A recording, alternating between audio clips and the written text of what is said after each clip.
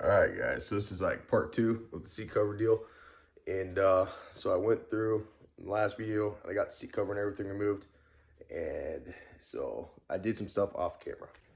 So I used a little X-Acto knife and I cut every stitch, and I separated each piece of a seat cover, and I'm just using these little tables that you normally like eat on or whatever to set on them. I had them sitting on this overnight. So kind of, this one was all curved and stuff, so it's kind of weird, but it'll give me the general layout I need. But the whole reason I'm doing that is so these will lay as flat as possible so I can transition them to a new material. I'm actually getting ready to head to town right now and pick up some new vinyl fabric. So, yep, we're getting there. And get some materials, practicing social distancing. Oh man. All right, so we're back. I got 3 yards, which is way more than I need, but cut a little chunk out to practice. We've been in there basically learning how to use a sewer because, yeah, I took home ec in middle school, but you gotta think that's what, 12, 13 years old. Okay, that was like 17, 18 years ago for me. So yeah, been a long time. And figured out how to thread it and all that stuff. I did a couple practice runs. Amber's in there doing a couple practice runs too. She's learning it all too. And before anybody says anything, no, that's not creased like that way. I made sure of that. But so yeah, I guess I'm gonna find a way to transfer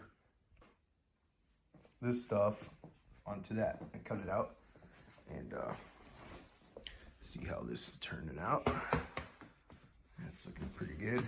I'll never get all the wrinkles out of it, but as long as I can get the general shape and trace it out, should be good. Should be good.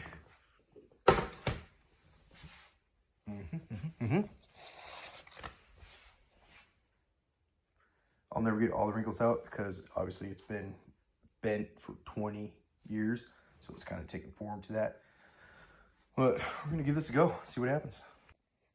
All right, so basically I just laid this on there.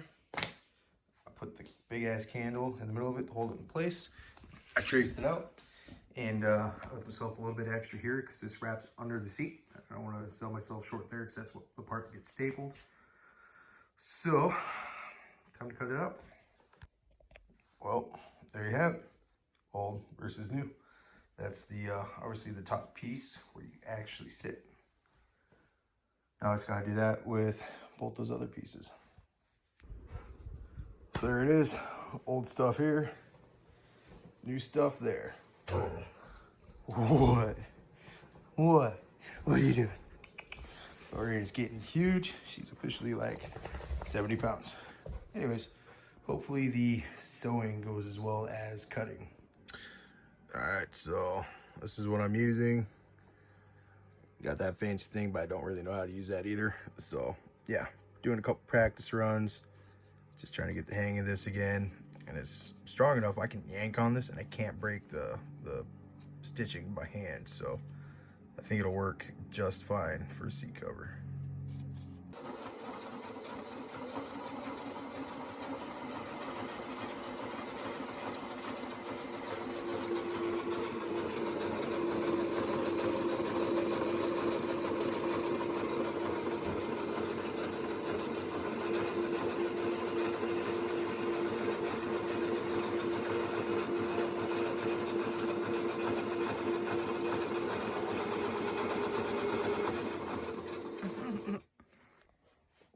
After my failed attempt, we decided to call in the professionals.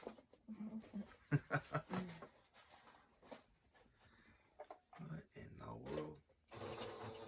Dog, I see you. I see you. I forgot to do that. You forgot? Yeah, I didn't even put the thing down, the foot. was just talking you up. I was just talking you up. Hey, you stabbed me. So I pretty much come to the conclusion that this is terrible. Yeah. Yeah. It's not easy. Props to people that can, I mean, like, obviously, it'll clean up a little bit, but, like, this is pretty bad. This part's good. If you just look at only this part right here, it's great. Oh, it's so bad. Look at. It's so bunched. It's like one of those seats you just don't look at. Let's not do this again. Say we did. Yeah. That's bad.